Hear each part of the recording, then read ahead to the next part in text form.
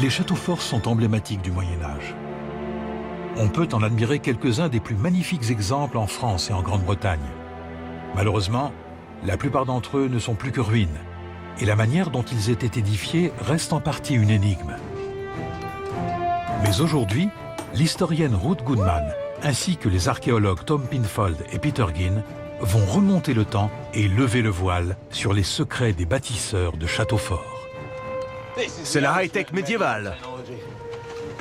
Les châteaux forts sont apparus en France vers l'an 1000 et ont été introduits en Grande-Bretagne lors de la conquête normande en 1066. 3, 2, 1, tirez! C'est aussi en France, en Bourgogne, qu'a vu le jour la plus grande expérience archéologique du monde, le château de Guédelon. Ce vaste projet, qui s'étend sur 25 années, vise à construire un château de fond en comble à l'aide des mêmes outils, techniques et matériaux que ceux disponibles au XIIIe siècle. Ça demande vraiment beaucoup d'efforts sur le terrain. 6 mois durant, Ruth, Peter et Tom vivront comme au Moyen-Âge. Ils vont découvrir le rude labeur de construction, Ça s'encastre. mais aussi la vie quotidienne, les coutumes vestimentaires, Ton plat sent jusqu'ici. la gastronomie et les techniques de combat de l'époque. Voici enfin dévoilés les secrets des châteaux forts.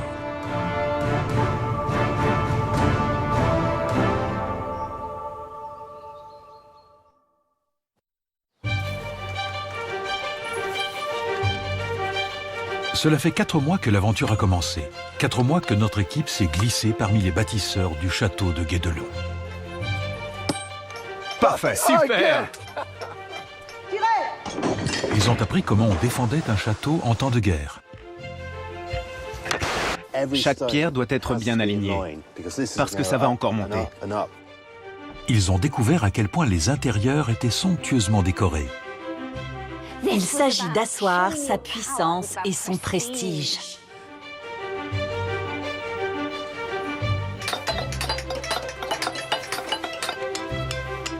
L'équipe va désormais tenter de découvrir les secrets des différents corps de métier qui ont fait de ces châteaux de véritables forteresses.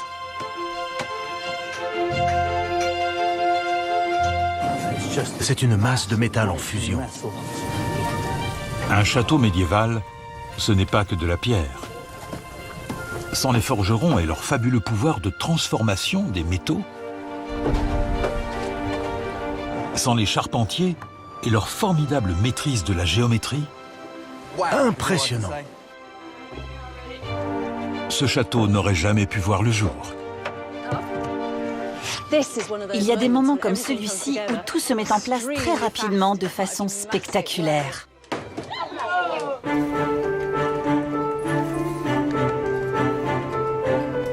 La majorité des premiers châteaux introduits en Grande-Bretagne par les Normands n'étaient pas en pierre, mais en bois. Leur construction était plus rapide et moins coûteuse. On privilégiait le modèle des mottes fortifiées surplombant une basse-cour appelée Bailey. Après la conquête en 1066, les Normands ont érigé des centaines de châteaux stratégiques en Angleterre et au Pays de Galles. La forteresse de Guédelon, avec sa motte et sa basse-cour, est un exemple classique de ces châteaux forts primitifs. Je n'arrive jamais à me rappeler ce qu'on appelle motte et ce qu'on appelle Bailey. La motte, c'est le rehaussement de terre sur lequel on érige en général un donjon en bois. Dans le cas de Guédelon, c'est la tour maîtresse. Bailey, c'est la zone entourée par l'enceinte. C'est là où on se trouve en ce moment. La Bailey devient basse-cour et l'enceinte devient courtine. Exactement. C'est comme ça que les châteaux ont évolué.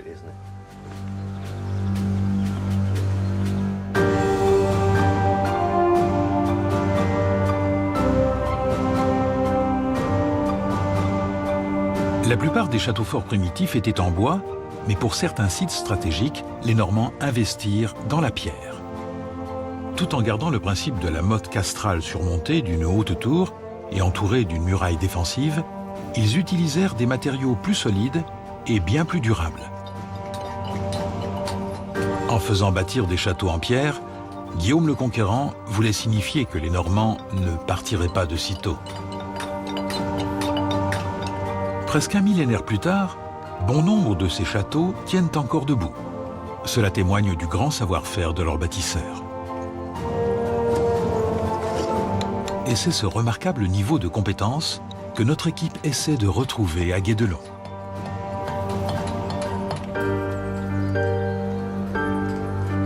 La plupart des murs sont construits en pierres irrégulières, faciles à extraire de la carrière. Tous les 3 mètres, les maçons font un appareillage régulier. Ils disposent une rangée de pierres de même hauteur, de façon à rétablir l'horizontalité de la maçonnerie. Le mur s'en trouve renforcé et rééquilibré. Si toutes les pierres étaient rigoureusement identiques, le mur manquerait de solidité. On insère des rangées de pierres régulières pour aplanir le tout et repartir d'un lit horizontal. En répétant régulièrement la manœuvre jusqu'au sommet, on renforce le mur et on l'équilibre en repartant d'une surface bien plane. Tom aide à extraire une pierre particulièrement grosse de la carrière qui jouxte le château. C'est l'une de ces pierres régulières qui vont permettre aux maçons de rattraper l'horizontalité du mur. Mathieu Rigaud travaille dans cette carrière depuis 9 ans. Pour l'instant, on fait un petit trou. Ensuite, on y insérera le coin. Il faut parfaitement ajuster sa frappe pour qu'il se glisse dans une des fissures naturelles de la pierre. Ce n'est pas simplement bang, bang, bang, voilà mon trou, j'y enfonce le coin. Comme ça. Et tu vas taper comme ça. Ok? Ouais. Tiens. À chaque type de pierre correspondait sa méthode d'extraction. Et les secrets du carrier se transmettaient de père en fils.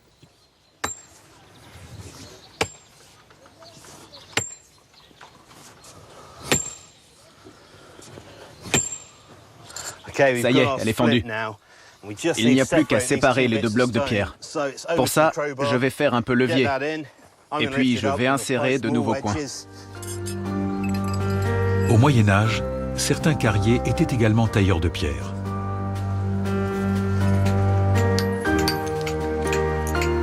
Leur corporation jouissant d'un statut particulier à l'époque, les tailleurs de pierre étaient indépendants et gagnaient bien leur vie. Ils voyageaient beaucoup car leur savoir-faire était très demandé pour la construction de grands châteaux et d'églises.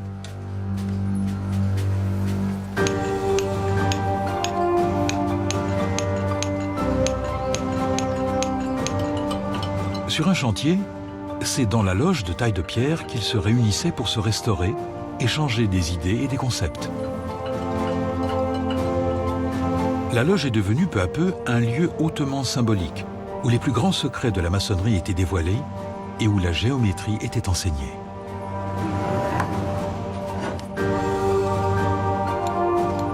À l'époque, il y avait peu de connaissances scientifiques et beaucoup de superstitions. On comprend donc aisément pourquoi la loge de taille de pierre a acquis avec le temps un statut quasi mystique. Le professeur Ronald Hutton est historien. Il est spécialisé dans le folklore du Moyen-Âge et du début de l'époque moderne. Nous sommes dans une loge de taille de pierre et ces mots sont évocateurs. Y avait-il déjà au XIIIe siècle quelque chose qui puisse s'apparenter à la franc-maçonnerie? Certainement pas. La franc-maçonnerie telle que nous la connaissons n'est apparue qu'à la fin du XVIe siècle. C'est en Écosse qu'on a eu l'idée de rassembler les connaissances du maçon en géométrie et en architecture pour tenter de décrypter les secrets de l'univers.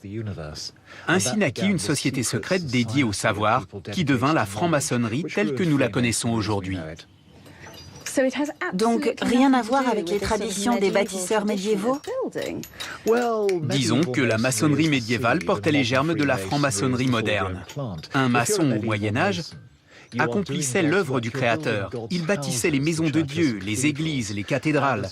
Dieu était le grand architecte de l'univers, le maître de la géométrie naturelle. Le maçon humain l'imitait. Il était l'instrument du Créateur. De plus, il exerçait un métier dangereux qui demandait beaucoup d'adresse et de mobilité. C'est pour cela que la loge était si importante. Au Moyen-Âge, les maçons étaient libres de travailler où ils voulaient. Mais ils étaient heureux de trouver ce point d'ancrage où ils pouvaient se réunir, partager des informations, des conseils, ou simplement vivre, jouer aux dés, boire ou se détendre après une journée de travail. C'était essentiel pour eux. Le tailleur de pierre était loin d'être le seul artisan participant à la construction d'un château.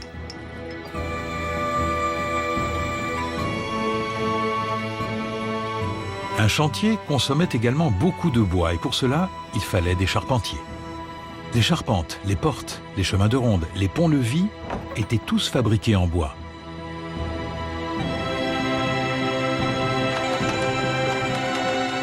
C'était une matière première essentielle, aussi bien pour les échafaudages que pour les mécanismes de levage ou les simples seaux.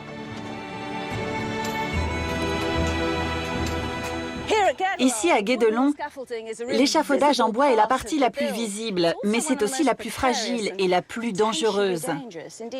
En 1138, lors du chantier de la cathédrale de Canterbury, le contremaître William Sens est monté inspecter les voûtes. Il est tombé de l'échafaudage et s'est retrouvé paralysé.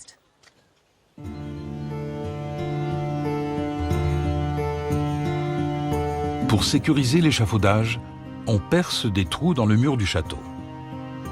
On y insère profondément des pièces de bois appelées boulins, sur lesquelles le plancher va reposer.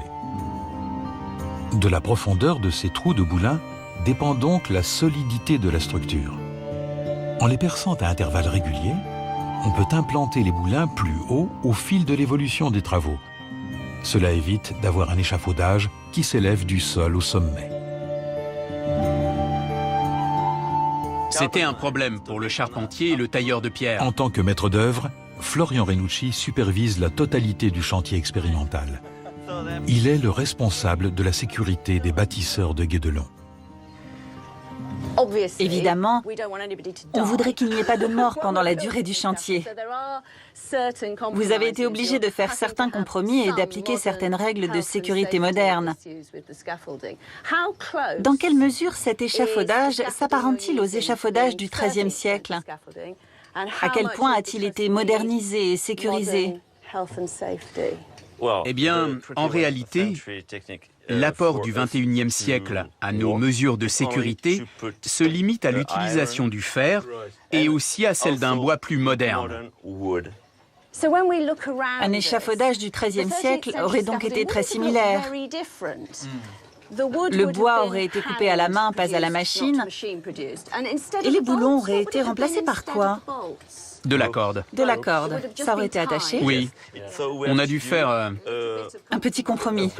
Oui, un compromis pour notre sécurité et pour bâtir le château comme il faut. Mais on continue à œuvrer dans les règles de l'art. On utilise du bois.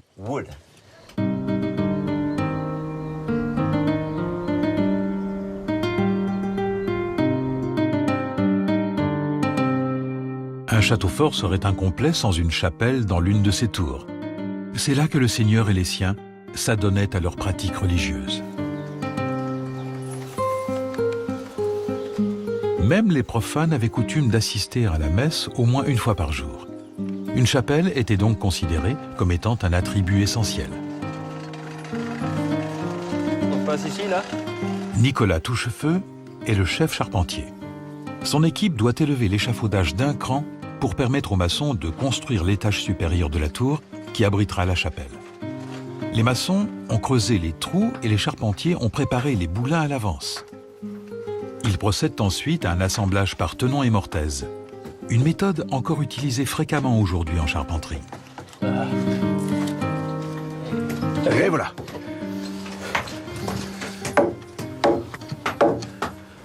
Non seulement on a un tenon et une mortaise qu'on assemble ici, mais on complète avec un assemblage par enfourchement pour que le boulin s'enfourche d'un côté et s'appuie de l'autre. Ça renforce au maximum la sécurité. Il s'encastre bien dans le mur du château. Cheville, De ce côté. ce côté. L'échafaudage est sécurisé avec des chevilles de chêne. Encore? Non? Ça ira. Bien. Notre échafaudage est prêt. On va pouvoir poser les pierres.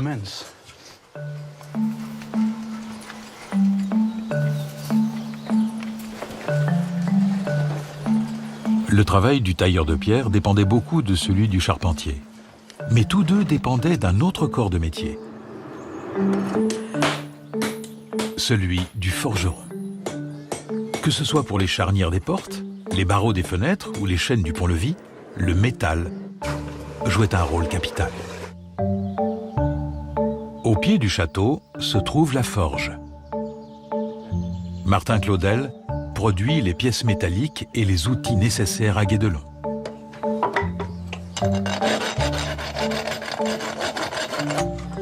Peter, Tom et Martin mélangent de l'argile concassée avec du sable et de l'eau. Ils vont aider à la construction du bas fourneau qui servira à extraire le métal par fusion.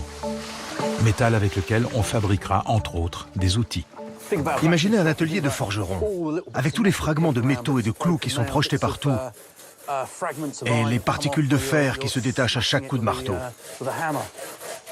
Ce fourneau va permettre de fondre tout ça pour en faire des pièces de métal réutilisables. Sacré soufflet.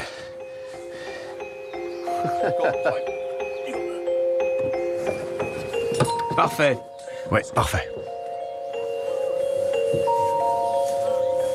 Une fois le fourneau achevé, il ne reste plus qu'à poser la porte.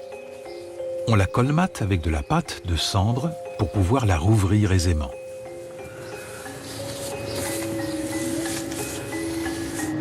Un double soufflet est relié au fourneau. Il y insuffle de l'air et peut faire régner une température comprise entre 800 et 1300 degrés, ce qui suffit à faire fondre la ferraille et l'acier.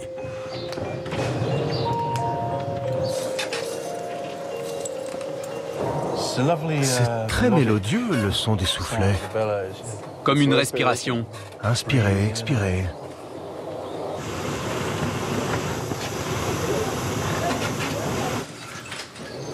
Le bas fourneau est prêt. Reste à enfourner le charbon de bois, puis la ferraille. On va faire monter la température, ça va fondre, et si tout va bien, on devrait au moins obtenir du fer réutilisable. Mais peut-être qu'on aura aussi de l'acier. Tout dépend de la composition du charbon, de sa pureté et du talent du forgeron.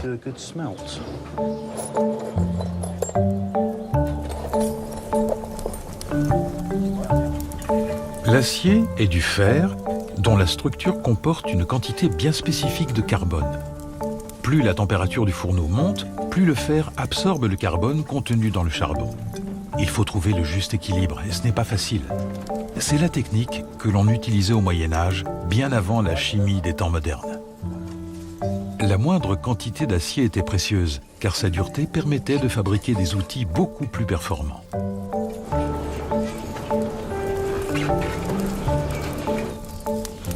Bientôt, on pourra l'ouvrir. Et si tout va bien, recueillir un agrégat d'acier appelé Bloom qui permettra de fabriquer des outils.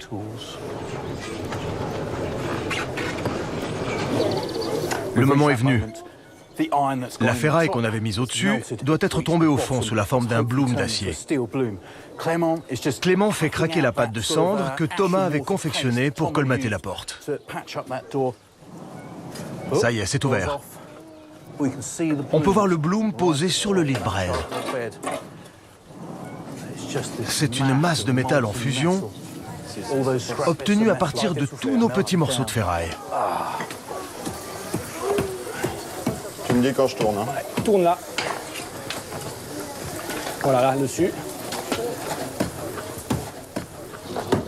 C'est incroyable d'assister à ça dans une forge. Je n'avais jamais vu ça. Ces gens-là sont complètement autonomes. On doit d'abord compacter le métal, puis le laminer, avant de le modeler pour en faire des outils.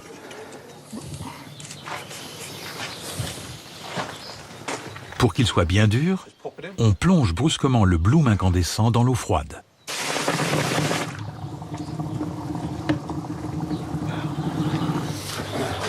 Martin le teste avec une lime. Les parties les plus tendres sont en fer. Les parties les plus dures pourraient bien être de l'acier. Je crois qu'on a de l'acier. Il faut travailler la pièce pour vérifier.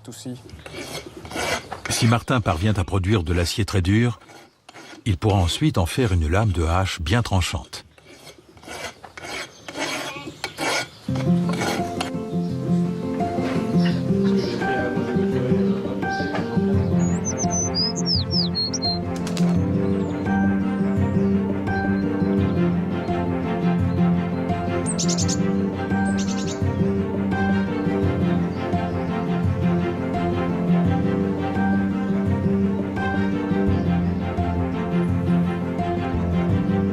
Au Moyen-Âge, les seigneurs de châteaux comme celui-ci ont grandement contribué à la déforestation. Il leur fallait des terres à cultiver et du bois de chauffage et de construction. La France compte plus de forêts aujourd'hui qu'elle n'en comptait au XIIIe siècle. L'emplacement du château de Guédelon a été déterminé en fonction de la forêt environnante. Celle-ci lui fournit une grande quantité de bois. Voici notre arbre. Courbé juste comme il faut. Toi, tu fais comme ça. Jean-Michel Huret est le chef bûcheron. Relax, relax, regarde, la main. Il montre à notre équipe comment abattre un arbre avec une hache médiévale. C'est pas gagné. Loin de là. On sélectionnait les arbres selon leur taille, leur forme et l'usage qu'on voulait en faire. Faut leur expliquer qu'il faut que ça soit comme un gros crayon en fait. Hein. Taillez-le en pointe, comme un gros crayon. L'administratrice du site, Sarah Preston, contribue à briser la barrière de la langue. Ah, le bras, attention. Il y a qu'à la poigne, c'est un bras. Ça mériterait d'être plus lisse. Là. Oui, plus lisse. Plus lisse? D'accord. Alors ne regardez pas de ce côté-là. C'est catastrophique.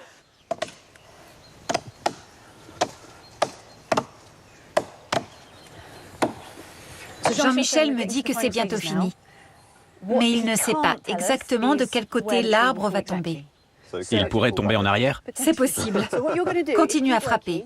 Continue, continue, et quand tu l'entendras craquer, surtout n'arrête pas.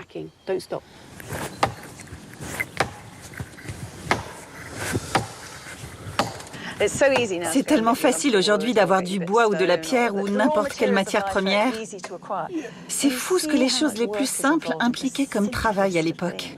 Déjà, rien que pour obtenir les outils, Oui, on a là la panoplie complète du bûcheron. tout à fait. Tous ces outils sortaient de l'atelier du forgeron. Oui. Et ils duraient toute une vie. Il coûtait une véritable fortune pour le simple ouvrier. Oui, On se les passait de père en fils parce qu'on n'avait pas le choix. Ça coûtait trop cher de les acquérir. Je préfère être spectatrice. oui. C'est plus facile de critiquer à distance. N'est-ce pas? On pourrait en faire un jeu télévisé. Tu entends craquer? Oui, j'entends craquer, mais je ne sais pas si c'est moi ou l'arbre.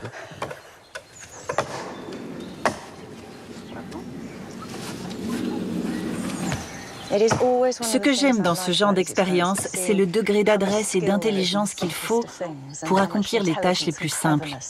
Tu traites Tom de simplet? Frappe plus comme ça. Qui semblent les plus simples, c'est ça que j'aurais dû dire. Un bon bûcheron doit s'arranger pour que l'arbre tombe en toute sécurité et qu'il ne se brise pas à l'impact. Vas-y, vas-y, vas-y, vas-y, vas-y, vas-y, vas-y, continue. C'est bon. Oh.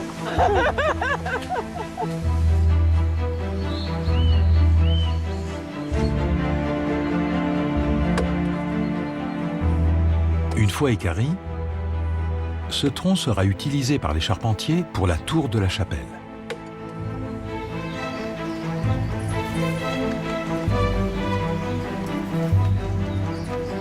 La plupart des revenus du seigneur provenaient de ses terres et de ses métayers.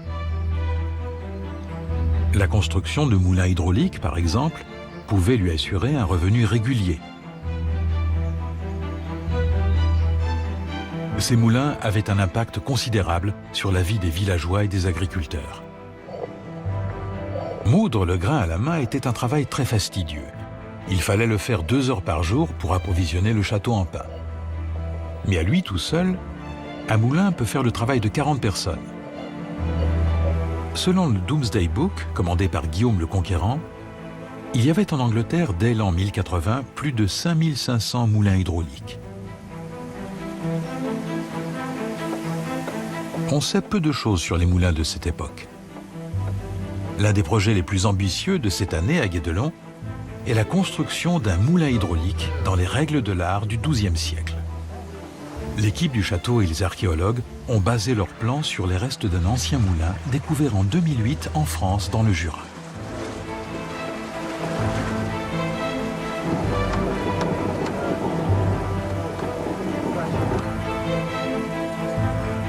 Sophie Winzer est l'un des membres de l'équipe de charpentiers qui, depuis 2 ans, travaille d'arrache-pied à la construction de ce moulin. Aujourd'hui, c'est le grand jour.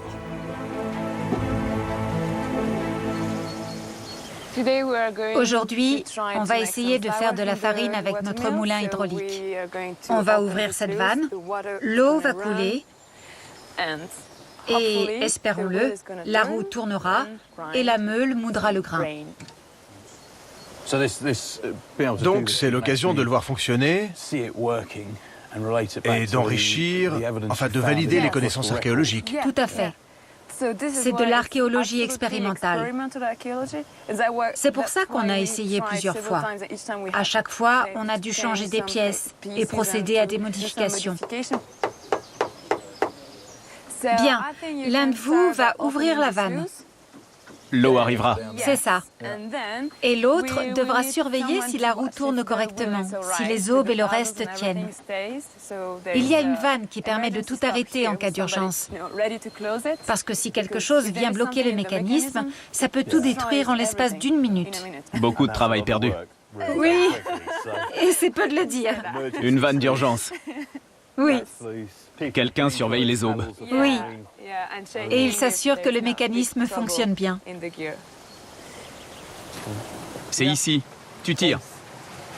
J'enjambe l'aqueduc, j'ouvre la vanne.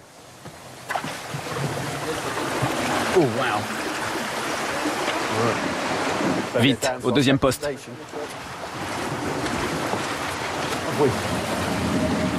Mais il y a un problème. La roue du moulin ne tourne pas aussi vite qu'elle le devrait. Pousse-la un peu. Ça veut dire qu'on manque de pression? Ah, je vois. Le grain ne sort pas. Ça ne tourne pas bien.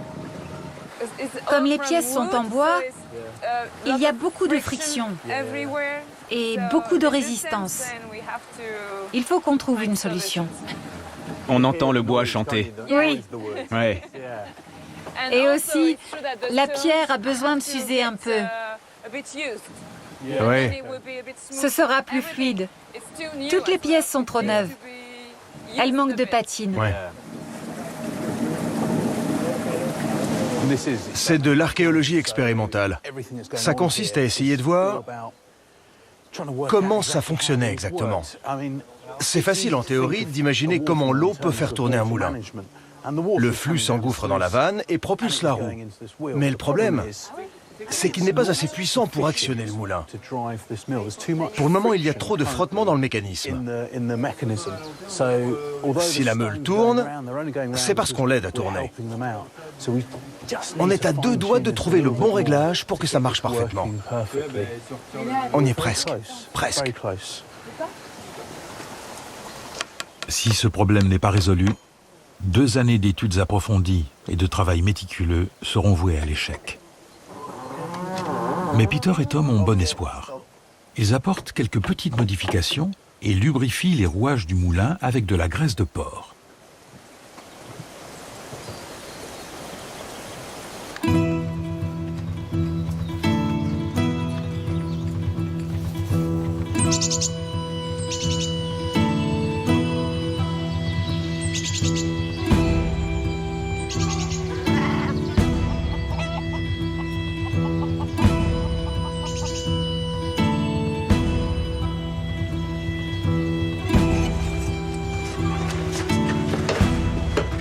Le rôle le plus essentiel du forgeron était peut-être d'entretenir les outils du château. Ceux du tailleur de pierre, par exemple, avaient tendance à s'émousser après quelques jours de labeur. Sans forgeron pour les aiguiser, tout travail de la pierre sur le chantier aurait été interrompu en moins d'une semaine. Le fer et l'acier étant si coûteux, les outils devaient durer le plus longtemps possible. Aujourd'hui, les forgerons du château fabriquent une nouvelle doloire. Vous travaillez en équipe. Tu frappes, Vincent frappe, mais vous ne dites pas un mot.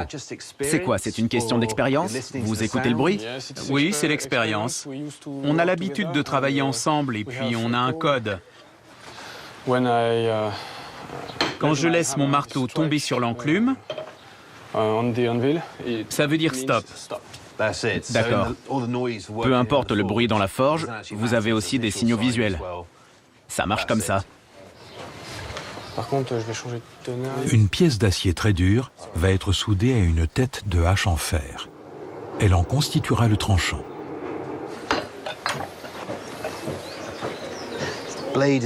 Dès que la lame est assez effilée, on la coupe.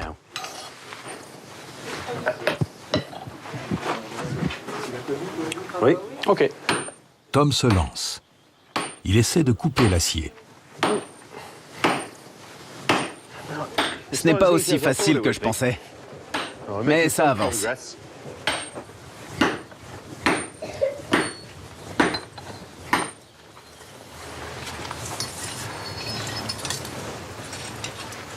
On s'assure que la lame d'acier s'ajuste parfaitement à la pièce de fer. Il faut être très précis. Jusqu'au temps moderne, il n'existait que très peu de moyens de mesurer la température. Le forgeron se fiait traditionnellement au changement de couleur du métal. Quand le fer devenait blanc, la pièce d'acier pouvait y être soudée. Il faut beaucoup de travail pour fabriquer une doloire. Mais quand on y pense, c'est un outil essentiel à la construction d'un château, d'un moulin hydraulique ou d'un tas de choses nécessaires, comme un échafaudage. Une hache, c'est indispensable. Et ces gars-là travaillent dur pour que ces outils soient toujours disponibles sur le site. Au Moyen-Âge, les secrets de la transmutation des métaux étaient farouchement gardés par le forgeron. Martin chauffe la doloire jusqu'à une température bien précise qui va modifier la structure de l'acier. Pour lui assurer une durée optimale, il plonge la pièce dans un bain d'huile végétale qui, contrairement à l'eau, ne risque pas de distordre la lame. Pour finir, il aiguise la doloire à la meule.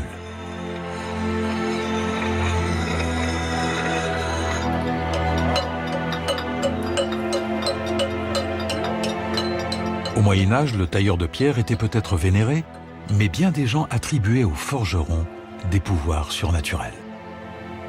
Le forgeron faisait figure de grand sorcier, parce que depuis des millénaires, il accomplit le miracle d'extraire le métal de la pierre et de le transformer en objet fabuleux.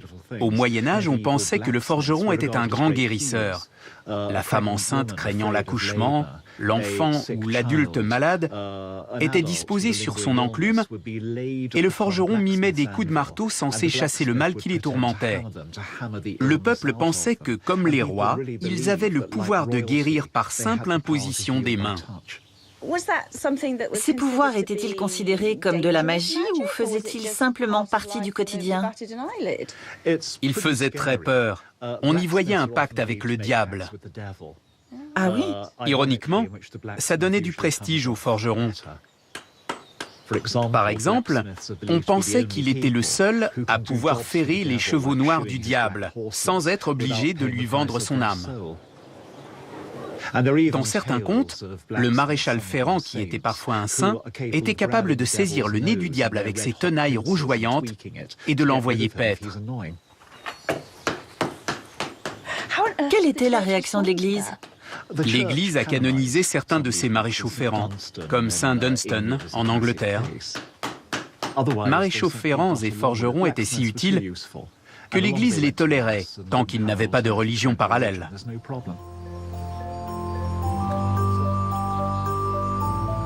Des charpentiers, des tailleurs de pierre et des archéologues ont passé des semaines à modifier les rouages et les canalisations du moulin hydraulique. Peter et Tom vont à nouveau tenter de moudre leur sac de grains. On va commencer par la roue. Philippe Delage suit ce projet depuis le début. On va la faire tourner. Il les aide pour ce deuxième essai. J'entends la meule chanter. C'est incroyable le nombre de pièces faites à la main que comporte cette roue. Alors je vous laisse imaginer pour tout le moulin. Ouais, ça fait beaucoup de bois. Beaucoup. C'est bon. On a assez d'eau. Tom, ta mission sera d'ouvrir la vanne. Ici? Oui, c'est ça. Tu vas utiliser ce bout de bois. On fait levier. C'est parti. Et après, tu mets celui-là en dessous. Comme ça. Comme ça, on peut contrôler le débit. C'est ça. Et maintenant, on va là-haut. Criez quand vous voulez que... On compte sur toi pour que ça roule. Ouais, dans la farine.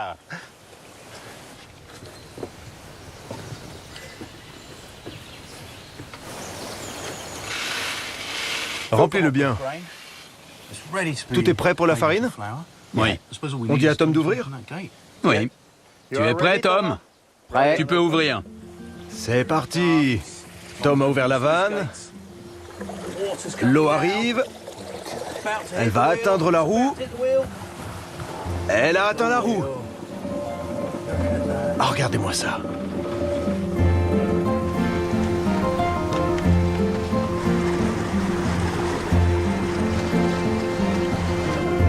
Avec ses aubes, la roue du moulin mesure 2,40 m de diamètre. En tournant, elle va entraîner le rouet situé à l'autre extrémité de l'arbre. Les dents de ce rouet, ou alluchon, s'engrainent dans les fuseaux de la lanterne qui actionnent l'axe de rotation, axe sur lequel est fixée une meule d'1 mètre de diamètre.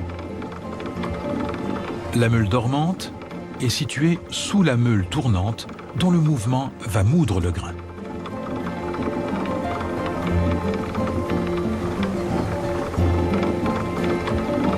L'eau fait tourner la roue et la meule s'active. Le moulin fonctionne enfin comme prévu, recréant ainsi une petite merveille de technique médiévale. Je me rends compte à quel point tout cela doit être précis. Si ce n'est pas réglé au millimètre près, les pièces se détériorent. Peter, qu'est-ce que ça donne? Est-ce qu'on a de la farine? On a de la farine, ouais. C'est génial, vraiment. C'est vraiment... J'en perds mes mots. C'est toi qui as fait ça. C'est pas mal.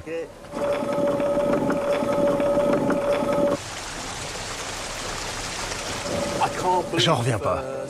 La dénivellation est si faible. L'eau ne descend que d'1 mètre avant de passer sous la roue. Et ça suffit à actionner une meule de 200 kg et à moudre notre grain en farine. C'est les débuts de l'industrie en quelque sorte. Avoir ça sur les terres d'un château, ça libère les gens de la corvée de la mouture. Et ils peuvent faire quantité d'autres choses. C'est formidable.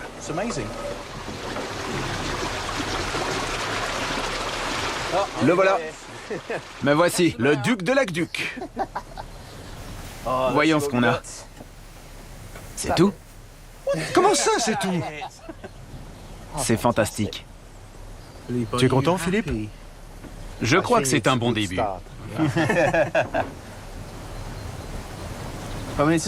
C'est fou la somme de travail qu'il faut pour créer un seul moulin.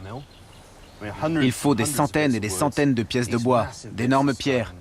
Et il faut maîtriser la puissance de l'eau. Ça demande des efforts incroyables.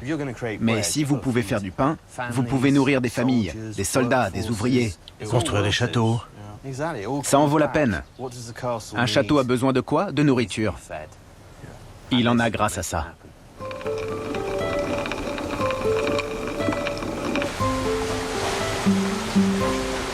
Un moulin était source de nourriture pour les habitants du château, mais également source de revenus pour le seigneur. En effet, Les paysans avaient l'obligation d'y porter leur blé à moudre moyennant une taxe.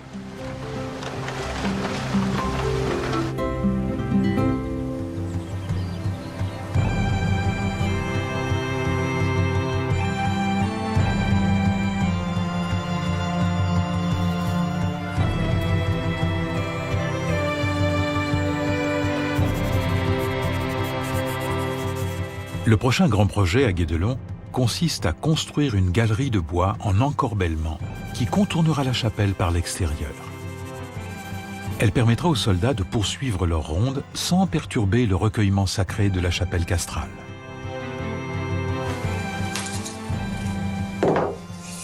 Au Moyen Âge, les charpentiers maîtrisaient la géométrie.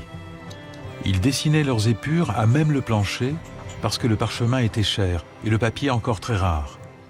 Notre équipe est en train de dessiner à l'échelle toute une section de la galerie.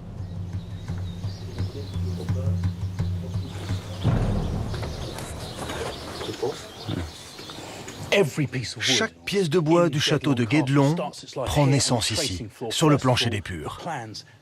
Les plans y sont dessinés grandeur nature.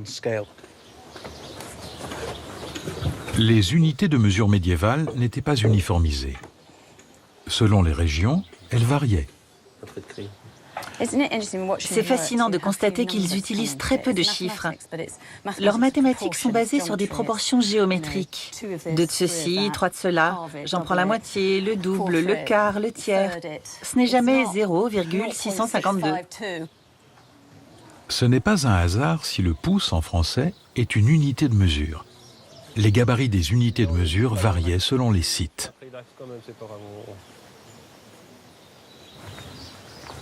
C'est ça, un pouce. Le pouce. Le pouce. La paume. La largeur d'une paume. Et l'empan. Une main ouverte. J'aime bien l'idée qu'en français, le pouce soit aussi une unité de mesure. Moi, j'aime bien l'idée que le pied, le pouce et le yard aient été utilisés dans toute l'Europe. On a tendance à croire aujourd'hui qu'ils sont purement britanniques.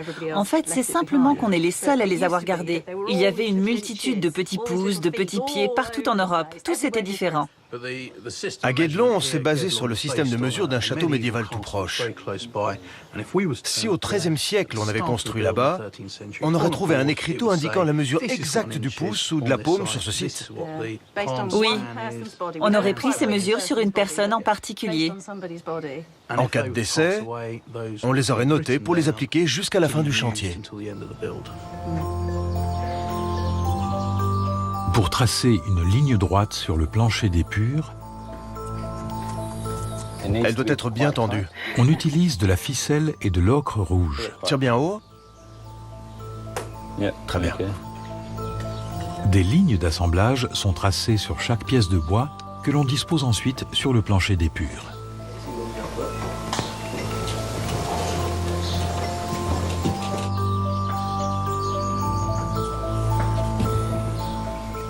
Les pièces sont mises à plat, puis élevées d'aplomb. Au début, ça tremble de partout, c'est très fragile. Puis on glisse de petites cales pour s'assurer que tout soit parfaitement stable.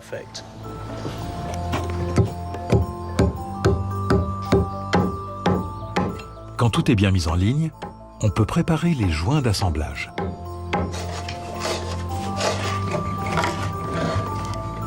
À coups de ciseaux, on inscrit une marque dans le bois. C'est un code d'identification qui facilitera le réassemblage de la structure contre le mur du château.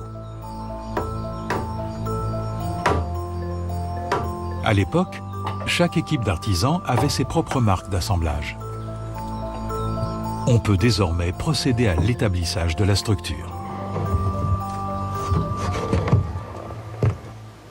Voici notre galerie. C'est fou, non? À partir de quelques lignes tracées sur le plancher d'épure, ils ont réussi à créer cette formidable structure prête à être intégrée au château. Ici, à Guédelon, on trouve que les charpentiers sont de véritables génies. Ils doivent penser à tout. Cette ligne qui court le long de toutes ces pièces de bois doit être très précise. Les charpentiers doivent pouvoir démonter la structure, la mettre de côté, puis plus tard la hisser et la réassembler en haut de la tour de la chapelle. D'autres charpentiers pourraient la remonter grâce aux marques. C'est une véritable galerie médiévale en kit. Ceci va se redresser comme ça. Là, c'est la passerelle. Là, la rambarde. Il y aura des barreaux ici. Ma tête sera là et j'aurai une vue plongeante sur la basse-cour. Et voilà comment on construit un château.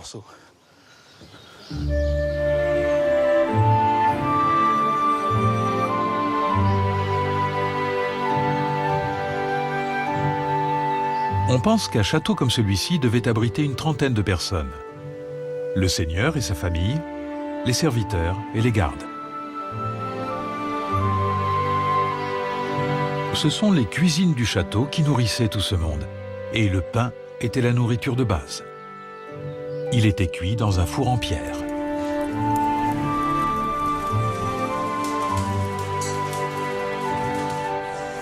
Jolie texture.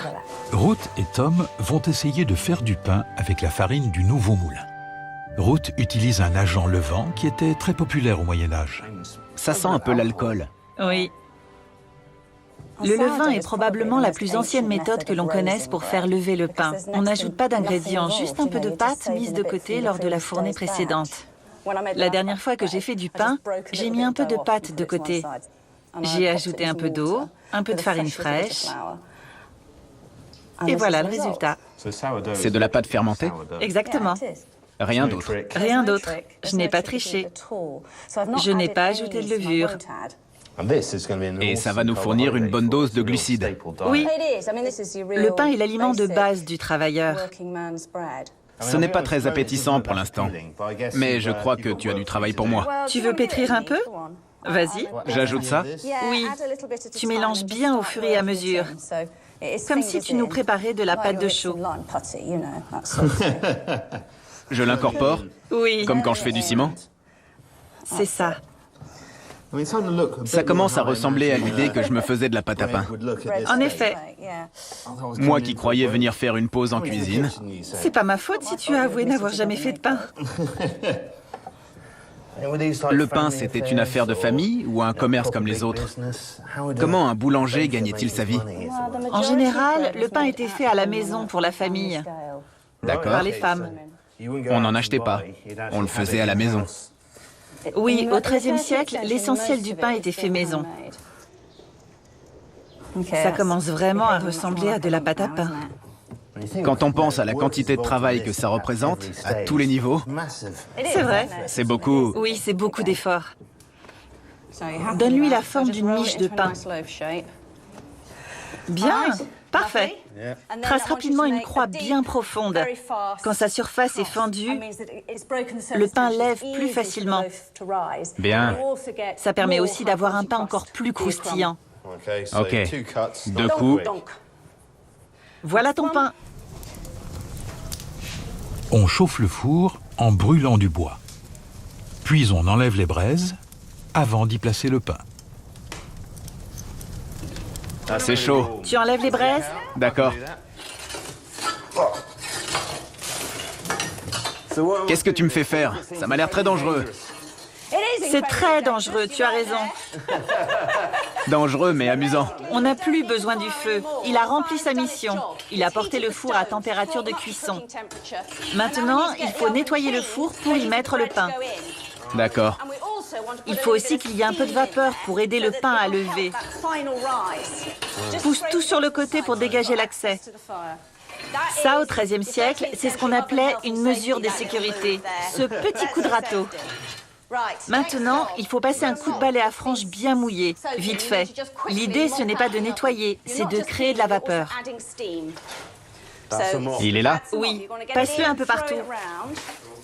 D'accord. C'est ça. Tu vois, l'eau ne fait pas que s'évaporer. Elle explose littéralement en jet de vapeur, car le four est bien sec. Ton prochain défi, c'est de le faire tenir sur ta pelle. Bien. C'est parti. C'est parti. Il colle pas à la pelle. C'est bon.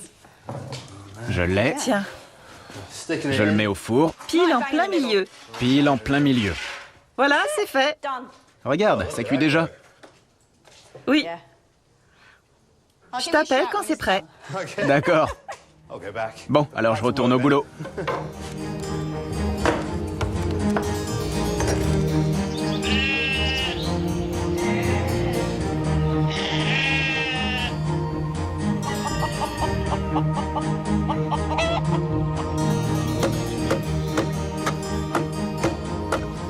Pendant que cuit le pain, Tom essaie la doloire que Martin a fabriquée. Il s'en sert pour équarrir des troncs d'arbres. C'est la hache la plus bizarre que j'ai jamais utilisée. Elle est complètement déséquilibrée. Il y a un côté tranchant et un côté plat. Elle sert à couper, mais aussi à arracher les fibres. Si je pose la doloire comme ceci, on voit l'angle que prend le manche. Cet angle permet de travailler le bois de très près. Comme vous tenez le manche ici, vous ne risquez pas de vous érafler les phalanges en travaillant. Mais pour ce qui est de tailler avec précision, je sais ce que je veux faire. Je vois bien où je dois taper, mais j'avoue que c'est pas toujours ça.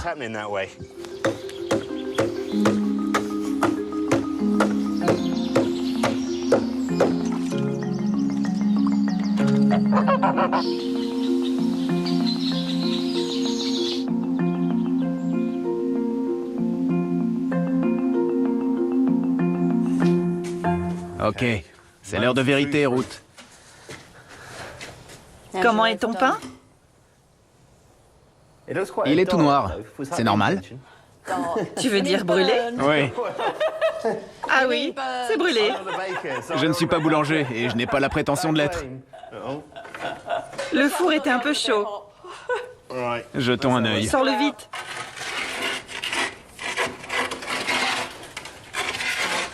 Aucun doute, il est bien brûlé. Comme une saucisse au barbecue. Il doit quand même être mangeable. Le dessous crépite encore. Il est cuit en tout cas.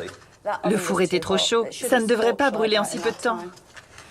Tant pis, on le grattera et ça ira très bien. Tout à fait. Mon premier pain. Moi, j'en mangerai.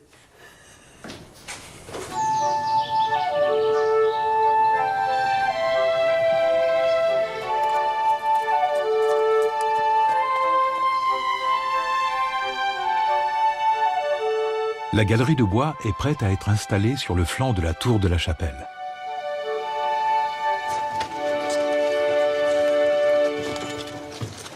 Dans le bon sens? Oui. Chaque charpentier s'occupe d'un poteau. Tom et moi, on doit s'assurer que la rambarde ne bascule pas par là. Ils vont enlever les cales et les 3 pans vont s'encastrer. L'assemblage par Tenon et Mortaise va remplir sa mission et la galerie sera fixée, prête à recevoir la dernière section qui va lui servir de faîtière. C'est parti. On enlève les cales.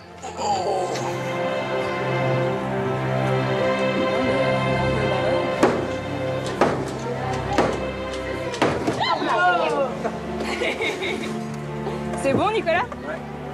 La galerie est installée.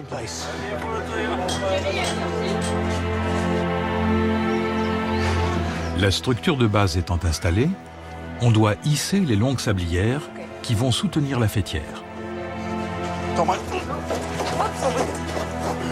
Pardon, mon gars. Poussez. Plus haut. Tout droit? Ouais. Ok. Après tout ce travail de fourmi où les gens s'appliquent pendant des heures et des heures sans sembler produire grand-chose, il y a des moments comme celui-ci où tout se met en place très rapidement, de façon spectaculaire. C'est quand tu veux.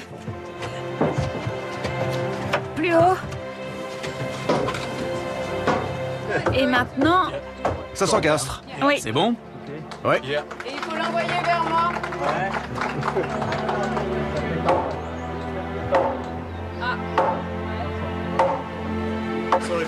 Avec un peu d'aide, les joints se mettent en place et chevillent la structure.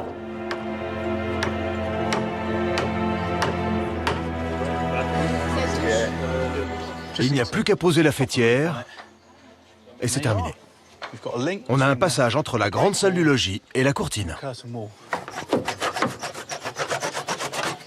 C'est très physique.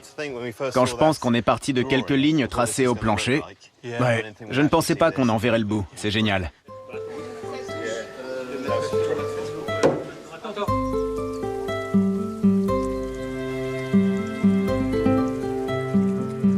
L'eau retenue par le moulin du Seigneur formait un étang, source précieuse de poissons. Un mets succulent va récompenser nos bâtisseurs de châteaux de leur dur labeur. Il fait peur. N'est-ce pas? Au Moyen-Âge, le brochet était considéré comme étant un véritable plat de fête. Le poisson d'eau douce était très prisé. Oui. Et le brochet plus encore que le saumon ou la truite. C'est le poisson médiéval par excellence. Une bonne poignée de kénopodes blancs ou poules grasses, un délicieux légume médiéval. Et on ne prépare pas le brochet? Non, on le pose sur le feu tel quel. Dans une demi-heure, il sera prêt.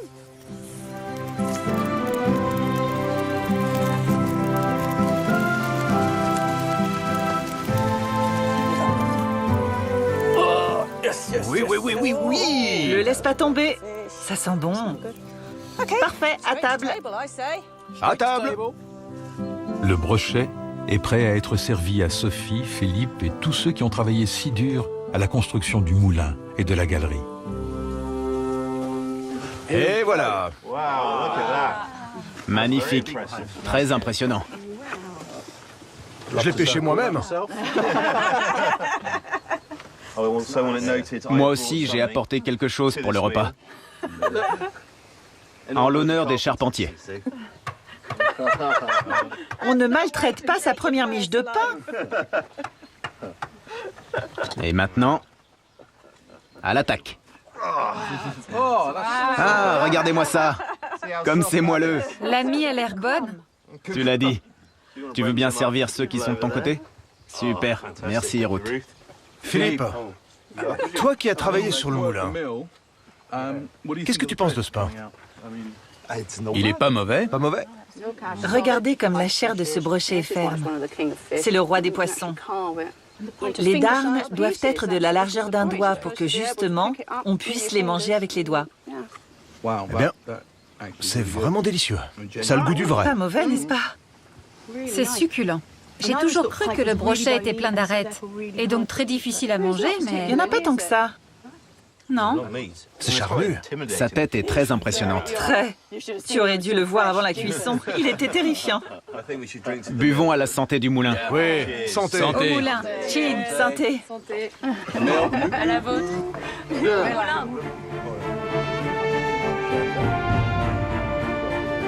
Prochainement, notre château s'ouvre sur le monde, avec des denrées et des matières précieuses qui ont parcouru le globe. Ces épices ont plus de valeur qu'un coffre rempli d'or. Et une architecture dernier cri qui arrive à Guédelon. Une voûte noire et blanche à la mode byzantine.